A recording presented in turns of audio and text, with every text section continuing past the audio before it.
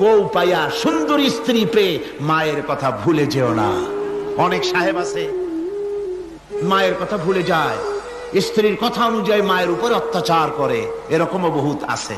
আল্লাহ পাক বলছেন শোনো, وَقَضَى رَبُّكَ أَلَّا تَعْبُدُوا إِلَّا إِيَّاهُ وَبِالْوَالِدَيْنِ إِحْسَانًا। তোমার প্রভুর পক্ষ থেকে ফয়সালা হয়েছে, চূড়ান্ত সিদ্ধান্ত হয়ে গিয়েছে, আমি আল্লাহর ইবাদতের পর তোমার মা বাপের ইহসান করবে, খেদমত করবে, তাদের জন্য উপকার করবে, তাদেরকে ভালোবাসবে। আল্লাহ রাব্বুল আলামিন বলেন মা বাবার সঙ্গে কেমনে কথা বলবে, তাদের সাথে কিভাবে আচরণ করবে, আল্লাহ তাও শিখিয়ে দিয়েছেন। আল্লাহ পাক বলেন ওয়ালা তাকুল লাহুমা ওয়াকুল লাহুমা কাওলান কারীমা। মা বাবার সাথে সম্মানজনক কথা বলো। ওয়াকুল লাহুমা কাওলান কারীমা, সম্মানজনক কথা বলো। মাথায় ঝাঁকি দিয়ে রাগ করে চোখ মোটা করে কথা বলো না। তুমি সন্তান, তোমার জন্য সবচাইতে বড় পীর তোমার আব্বা, তোমার আম্মা, ঠিক কিনা কর? ছেলের জন্য, মেয়ের জন্য, সন্তানের জন্য সবচাইতে বড় পীর কে? বাপ মা।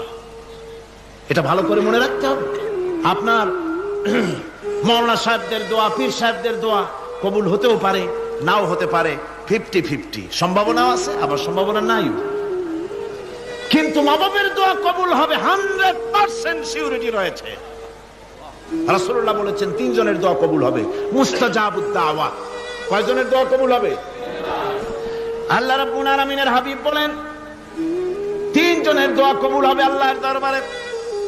তার মধ্যে একজন হলেন মাজলুম ব্যক্তি, যে ব্যক্তি অত্যাচারিত, যে ব্যক্তি মুসাফির, প্রবাসী, তার দোয়া কবুল হবে। আর মা বাপ যদি সন্তানের জন্য দোয়া করে, ওই দোয়া আল্লাহ রাব্বুল আলামিনের দরবারে মঞ্জুর হয়ে যায়। আল্লাহ রাব্বুল আলামিন মা বাপ সম্পর্কে বলেন, মা বাবের জন্য আমার কাছে দোয়া করবি বান্দারা, আমার কাছে দোয়া করবি। দোয়াটা আল্লাহ পাক শিখাচ্ছেন, রব্বিরহামহুমা কামা রব্বায়ানি সাগীরা।